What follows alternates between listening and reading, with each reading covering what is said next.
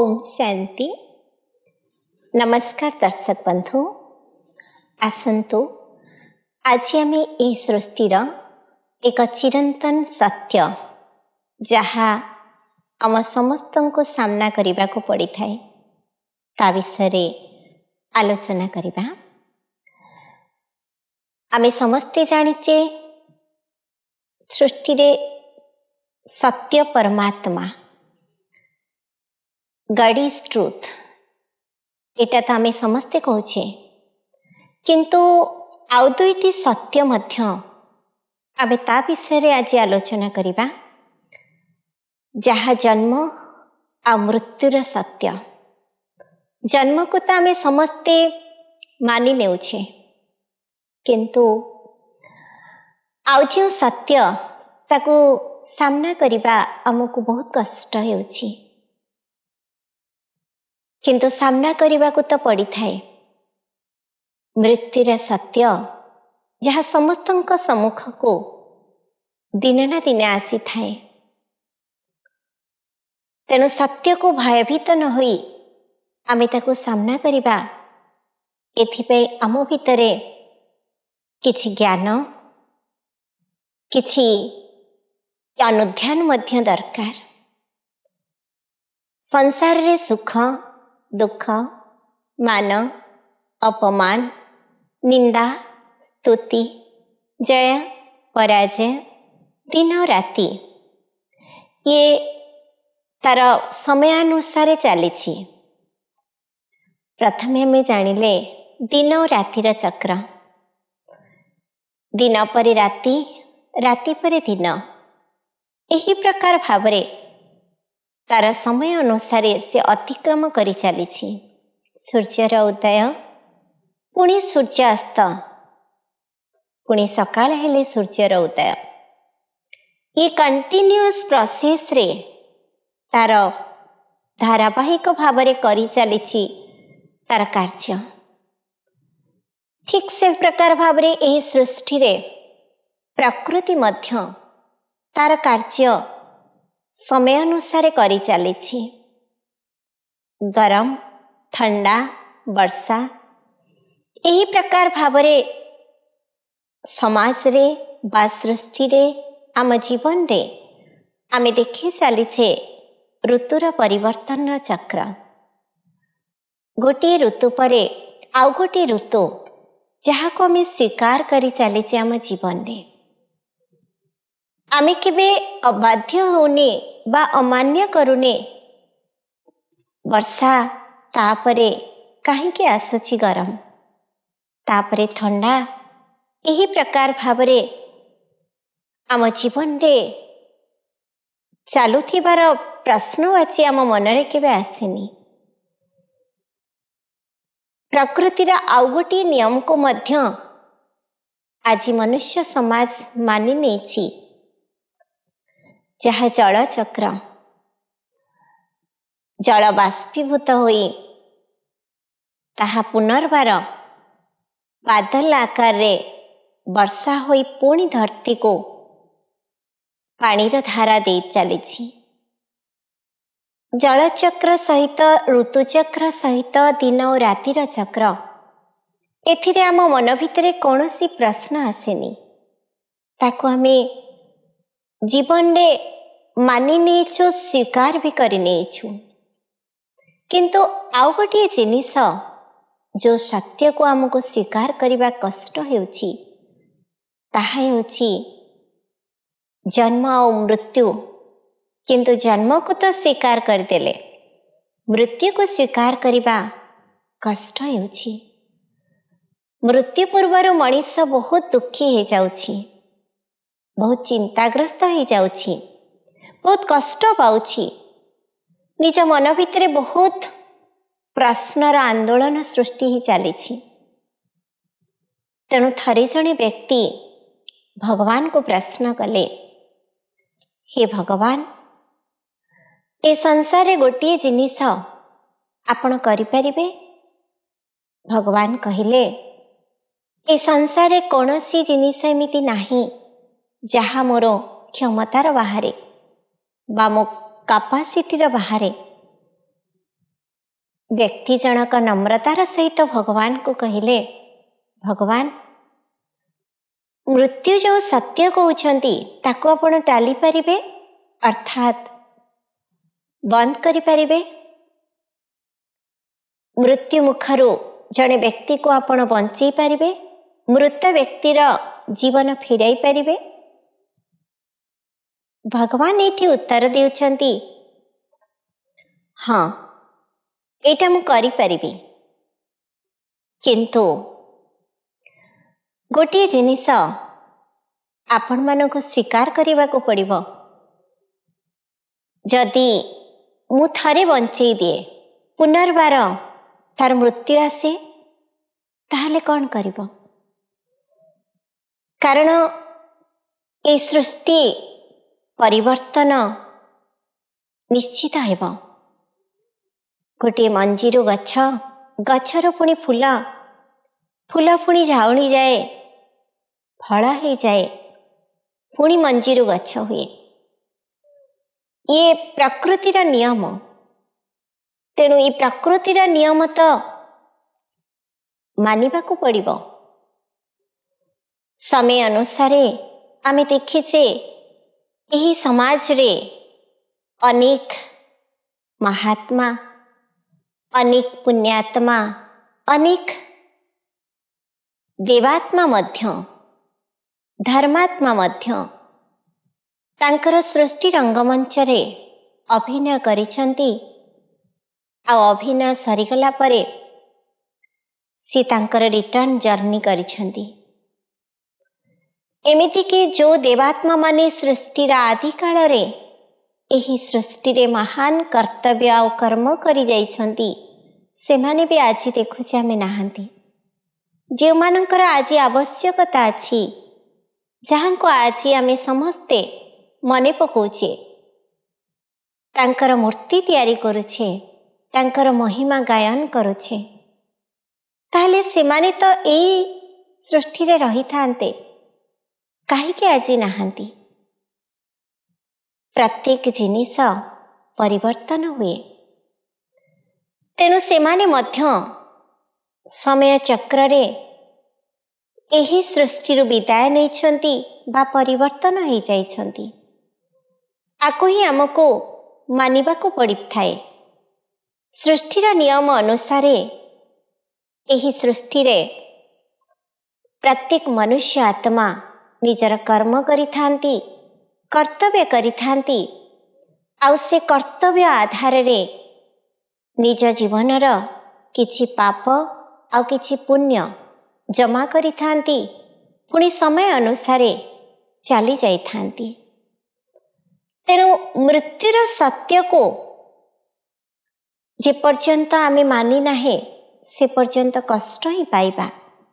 ମୃତ୍ୟୁ ହେଉଛି ଜୀବନର ଏକ ପରିବର୍ତ୍ତନ, ଯାହାକୁ ଆମେ କହୁଛେ change your dress and address. ଥରେ ଜଣେ ବ୍ୟକ୍ତି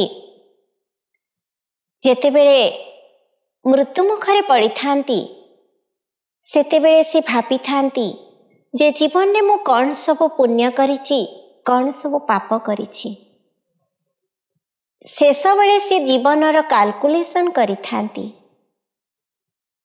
ତେଣୁ ଯେପର୍ଯ୍ୟନ୍ତ ମୃତ୍ୟୁ ନ ହେଇଛି, ସେ ପର୍ଯ୍ୟନ୍ତ ମନୁଷ୍ୟ ଭିତରେ କିଛି ରିଅଲାଇଜେସନ୍ ଆସିନଥାଏ। ତେଣୁ ମନୁଷ୍ୟର ରିଅଲାଇଜେସନ୍ ପାଇଁ ବା ତା ଜୀବନର ପୁଣ୍ୟ, ପାପ, ଧର୍ମ, ଅଧର୍ମ ଏସବୁକୁ ସେ ଜାଣିବା ପାଇଁ ମଧ୍ୟ ମୃତ୍ୟୁ ଅନିବାର୍ଯ୍ୟ ହୋଇଥାଏ। ଯେତେବେଳେ ଆମେ କୌଣସି ସ୍ଥାନରୁ ଆଉ କୌଣସି ସ୍ଥାନକୁ ଯାଇଥାଉ, ସେତେବେଳେ ଆମେ ନିଜକୁ କିଛି ପ୍ରିପେୟାର କରିଥାଉ। 2 ଦିନ ପାଇଁ ଯିବାକୁ ହୁଏ ବା 8 ଦିନ ପାଇଁ ଯିବାକୁ ହୁଏ। ନିଜକୁ ପ୍ରସ୍ତୁତ ନ କଲେ ଆମେ ଯାଇନଥାଉ। ତେଣୁ ମୃତ୍ୟୁ ପୂର୍ବରୁ ମଧ୍ୟ ମନୁଷ୍ୟ ଯେତେବେଳେ ନିଜକୁ ପ୍ରସ୍ତୁତିକରଣ କରିନଥାଏ, ସେତେବେଳେ ସେ ଯିବା ପୂର୍ବରୁ ବ୍ୟସ୍ତ ବିବ୍ରତ ହୋଇଯାଇଥାଏ। ତେଣୁ ତା ଜୀବନରେ ସେ ସବୁବେଳେ ଭାବିଥାଏ ଯେ ଯିବା ପୂର୍ବରୁ ମୋତେ ପ୍ରସ୍ତୁତ ହେବାକୁ ପଡ଼ିବ। ଜୀବନରେ ମଣିଷ ତାର ପ୍ରତ୍ୟେକ କର୍ମ ଭିତରେ 3 ପର୍ଯ୍ୟାୟ ଆଧାରରେ ନିଜକୁ ପ୍ରସ୍ତୁତିକରଣ କରିଥାଏ। ପ୍ରଥମେ ଯେତେବେଳେ ଗୋଟିଏ ଛୋଟିଆ ଛୁଆ ଜନ୍ମ ହୁଏ, ସେତେବେଳେ ଜନ୍ମର 9 ମାସ ପୂର୍ବରୁ ମା ତାର ପ୍ରସ୍ତୁତି ହେଇଥାଏ। ଆଉ ତା ପାଇଁ କ'ଣ କ'ଣ କରିବ ତାହା ମଧ୍ୟ ସେ ନିଜେ ଭାବି ନେଇଥାଏ, ତାର କିଛି ପ୍ଲାନିଂ କରିଥାଏ। ଛୁଆଟି ଜନ୍ମ ହେଲା ପରେ ତାର ଜନ୍ମପତ୍ରୀ ଜନ୍ମ ପଞ୍ଜିକା ଦେଖାଯାଇଥାଏ, ନାମକରଣ କରାଯାଇଥାଏ।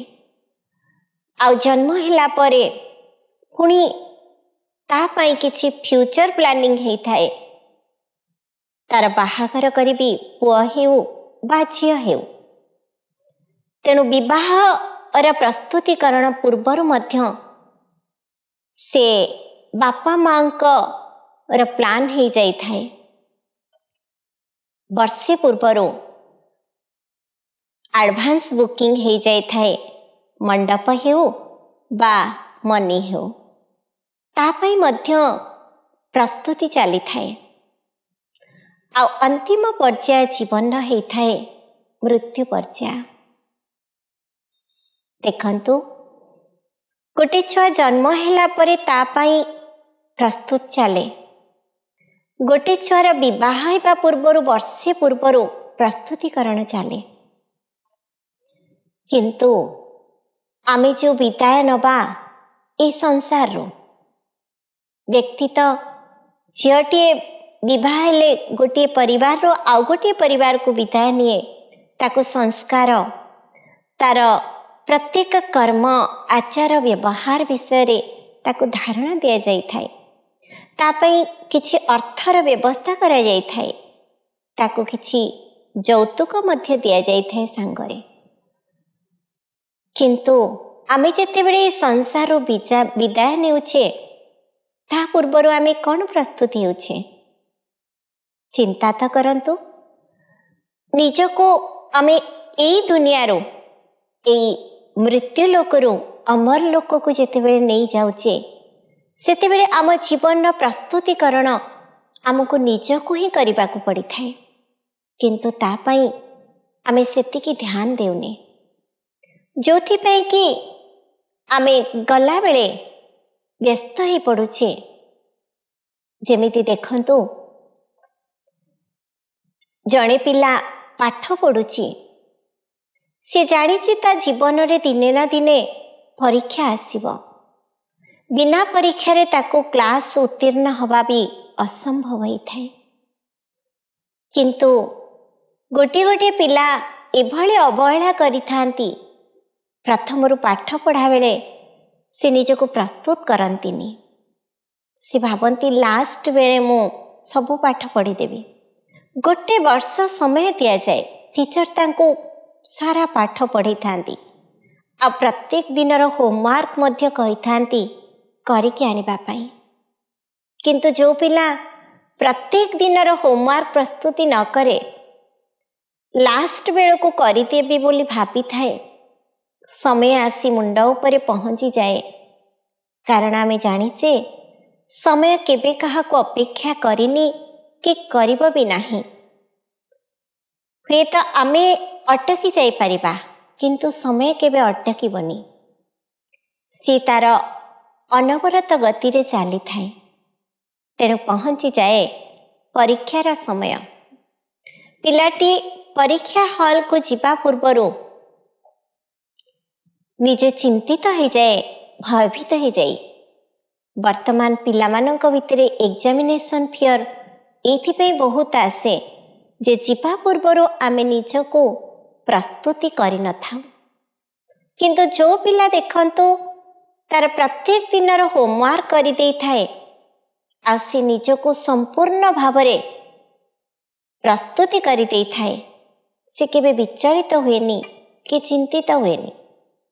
ଭଲେ ଯେକୌଣସି ପ୍ରକାର କୋଶ୍ଚିନ୍ ତା ପାଖରେ ଆସୁ, କିନ୍ତୁ ସେ ନିର୍ଭୟ ହେଇ ଭାବିଥାଏ ମୁଁ ପ୍ରତ୍ୟେକ ପ୍ରଶ୍ନର ଉତ୍ତର ଦେଇପାରିବି। ତେଣୁ ସିଏ ବ୍ୟସ୍ତ ହୁଏନି କି ନର୍ଭସ୍ ହୁଏନି। ପରୀକ୍ଷା ହଲ୍ରେ ବସେ, ନିର୍ଭୟରେ ପରୀକ୍ଷା ଦିଏ, ଆଉ ହାଲକା ହେଇ ଖୁସିରେ ଆସେ। ଠିକ୍ ସେହି ପ୍ରକାର ଭାବରେ ଦେଖନ୍ତୁ, ଏ ସଂସାରରେ ମଧ୍ୟ ଆମକୁ ଭଗବାନ କିଛି ହୋମୱାର୍କ ଦେଇକି ପଠେଇଥାନ୍ତି। ଆମେ ସେ ହୋମୱାର୍କ ନେଇକି ଆସିଥାଉ, ଯେଉଁ ହୋମୱାର୍କ କରିବା ପାଇଁ ଆମେ ଏ ସଂସାର କର୍ମକ୍ଷେତ୍ରରେ ଜନ୍ମ ହେଇଥାଉ। କିନ୍ତୁ ଆମେ ଯେତେବେଳେ ଅବହେଳା କରିଦେଇଥାଉ, ମଣିଷ ଭାବେ ଯିବାବେଳେ ମୁଁ ଠିକ୍ କାମ କରିବି। କେହି କେହି ଭାବନ୍ତି, ହଁ ଶରୀର ତ ପାପକର୍ମ କରୁଛି, କିନ୍ତୁ ମୁଁ ତ ଆତ୍ମା ଚାଲିଯିବି। ପାପ କଣ ଏଇ ନେଇକି ଯିବ କି? ଆତ୍ମା ତ ଅଲଗା, ଶରୀର ଅଲଗା। ତେଣୁ ଆତ୍ମାରେ କିଛି ଲେପଛେପ ଲାଗିବନି, ଶରୀରରେ ପାପ କରୁଛି। ତେଣୁ ସେ ନିଜକୁ ପ୍ରସ୍ତୁତ କରିନଥାଏ। ତାର ସମସ୍ତ ସମୟ ଏହି ପ୍ରକାର ଭାବରେ ବ୍ୟର୍ଥରେ, ଅନର୍ଥରେ ସେ ନଷ୍ଟ କରିଦେଇଥାଏ। ଏହି ସୃଷ୍ଟିର ନିୟମର ବ୍ୟତିକ୍ରମ କରି ଚାଲିଥାଏ। ଆଉ ସମୟ ଆସିଲେ ସେ କେବଳ ଅନୁତାପ ହିଁ ଅନୁତାପ କରେ। ଦେଖନ୍ତୁ, ଆମେ ଇତିହାସ ପୃଷ୍ଠାରୁ ରାଜା ସିକନ୍ଦରଙ୍କର କାହାଣୀ ଶୁଣିଛେ। ଆମେ କେବଳ ଏତିକି ଜାଣିଛେ, ଗଲାବେଳେ ତାଙ୍କର ଦୁଇ ହାତ ଦୁଇ ପଟେ ଖୋଲା ରଖାଯାଇଥିଲା। କାହିଁକି ଜାଣିଛନ୍ତି? ରାଜା ସିକନ୍ଦର ଜଣେ ବହୁତ ଶକ୍ତିଶାଳୀ ଥିଲେ। ସେ ଯିବା ପୂର୍ବରୁ ତାଙ୍କର ପ୍ରତ୍ୟେକ କର୍ମଚାରୀମାନଙ୍କୁ କହିଥିଲେ, ଯେତେବେଳେ ଏହି ଶରୀରରୁ ଅର୍ଥାତ୍ ଆତ୍ମା ଚାଲିଯିବ, ମୋ ପାଇଁ ଗୋଟିଏ କାମ କରିବ। ଯେତେବେଳେ ତାକୁ ଶ୍ମଶାନ ଆଡ଼କୁ ନେବ, ରାସ୍ତାରେ ଗଲାବେଳେ ମୋ ପଛରେ ସମସ୍ତ ମୋର ରୋଜଗାର, ସୁନା, ରୂପା ଆଉ ରାଜକୋଷର ସମସ୍ତ ସମ୍ପତ୍ତି ବିଛାଡ଼ି ଦେବ, ଆଉ ମୋତେ ଖାଲି ନେଇଯିବ। କେବଳ ସେତିକି କହିନଥିଲେ, ଆହୁରି ବି କହିଥିଲେ, ମୋର ଦୁଇ ହାତକୁ ବାନ୍ଧିବନି, ଖୋଲା ଛାଡ଼ିଦେବ, ଦୁଇ ପଟେ ଓହଳେଇ ଦେବ, ହାତ ହଲି ହଲି ଯିବ। ଯେତେବେଳେ ସମସ୍ତେ ପଚାରିଲେ, ଏହା କାହିଁକି କରିବୁ? ମହାନ ଶକ୍ତିଶାଳୀ ବିଶ୍ୱବିଜୟୀ ରାଜା ସିକନ୍ଦର ଗୋଟିଏ ଉତ୍ତର ଦେଇଥିଲେ, ଜୀବନର ଶେଷ ସମୟରେ ମଣିଷ ତାର କର୍ମର ଗଣିତ କଷିଥାଏ। ଆଜି ମୋର ସେହି ସମୟ ଉପସ୍ଥିତ ହେଇଯାଇଛି। ମୁଁ ମୋ ଜୀବନର କର୍ମର ଗଣିତ କଷିବାର ସମୟ ଆସିଯାଇଛି। ସାରା ଜୀବନ ମୁଁ ଅନେକ ଯୁଦ୍ଧ, ଅନେକ ଦିଗ୍ବିଜୟ ଆଶାରେ ସମ୍ରାଟ ହେବାର ଯେଉଁ ମହାନ ଆକାଂକ୍ଷା କରି ଚାଲିଥିଲି, ଆଜି ସେ ଆକାଂକ୍ଷାର ପରିସମାପ୍ତ ଘଟିଛି। ମୁଁ ଜୀବନର ହିସାବ ନିକାଶ ଆଜି ମୋ ପାଖରେ କରୁଛି। ଜୀବନ ସାରା ଅନେକ ରାଜ୍ୟ ଜୟ କରିଛି, ଅନେକ ମାଙ୍କୁ ବିଧବା କରିଦେବାର, ଅନେକ ଛୁଆଙ୍କୁ ମା ଠାରୁ ଛଡ଼େଇ ନେବାର, ଅନେକ ସ୍ୱାମୀଠାରୁ ପତିକୁ ଛଡ଼େଇବାର ଯେଉଁ ପାପକର୍ମ ମୁଁ କରିଛି, ଅନେକ ଲୋକଙ୍କୁ ହତ୍ୟା କରି ଆଜି ମୋ ଆଖି ସାମ୍ନାରେ ତାହାର ସମସ୍ତ ଚିତ୍ର ଜଳଜଳ ହେଇ ଦେଖାଯାଉଛି। ଜୀବନରେ ମୁଁ ଯାହା ବି କିଛି କରିଛି, କେବଳ ମୁଁ ଦିଗ୍ବିଜୟୀ ହେବା ପାଇଁ, ସମ୍ରାଟ ହେବାର ଆକାଂକ୍ଷା ନେଇ। କିନ୍ତୁ ମୁଁ କେବେ ଜୀବନର ଗଣିତ କଷିନି, ମୋର ଲାଭ କେତେ ହେବ, କ୍ଷତି କେତେ ହେବ। ଦୁନିଆ ତ ଜାଣନ୍ତୁ ମୋ ଜୀବନରୁ ଯେ ରାଜା ସିକନ୍ଦର ଏତେ ବଡ଼ ଶକ୍ତିଶାଳୀ ହେଇ ଗଲାବେଳେ ସେ କିଛି ନେଇକି ଯାଉନାହାନ୍ତି। ତେଣୁ ହାତ ଖାଲି କରି ଯାଉଛି। ଏଥିପାଇଁ ମୋ ହାତ ଦୁଇଟି ଦୁଇ ପଟେ ଖାଲି ଓହଳେଇ ଦେବ। ଦୁନିଆର ପ୍ରତ୍ୟେକ ବ୍ୟକ୍ତି ମୋ ଭଳି ନ ହେଉନ୍ତୁ, ସେମାନଙ୍କ ପାଇଁ ତ ସମୟ ଅଛି, ବର୍ତ୍ତମାନ ମୋ ପାଇଁ ତ ସମୟ ନାହିଁ। ସମୟ ଅତିକ୍ରାନ୍ତ ହେଇଯାଇଛି, ଆଉ ମୁଁ ଚାହିଁଲେ ବି କିଛି କରିପାରିବି ନାହିଁ। କେବଳ ଅନୁତାପ, ଅନୁତାପ ଆଉ ଅନୁତାପ। ତେଣୁ ମୋ ଜୀବନରୁ ଯଦି ଅନ୍ୟମାନଙ୍କୁ କିଛି ଶିକ୍ଷା ମିଳିବ, ସେଇ ପୁଣ୍ୟ ତ ମୁଁ କିଛି ନେଇକି ଯିବି। ନମସ୍କାର।